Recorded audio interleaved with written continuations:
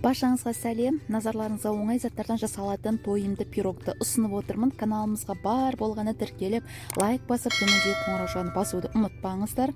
Жалпы осы пирогымызға қажетті заттарымызды айтып өтейін. Алдын ала дайындалған пюре, тауық еті, помидор, қуырылған пияз, ірімшік, укроп, жұмыртқа, 20-30 грамм ұн, тұз, бұрыш, ол дәміне қарай өздеріңіз білесіздер. Біріншіден біз қызып тұрған қазанға пиязымызды томатпен араластыра отырып, жақсылап тұрып қуырып алып, оны басқа ыдысқа салып, кішкене болсын салқындатып қоямыз.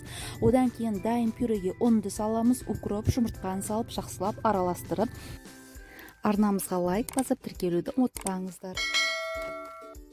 Дайын пюремізді диаметрі 20 немесе 25 сантиметрлік формаға осылай шиектеп, әдемлеп тұрып жайғаннан кейін тауықтың етін тегістеп тұрып жаямыз.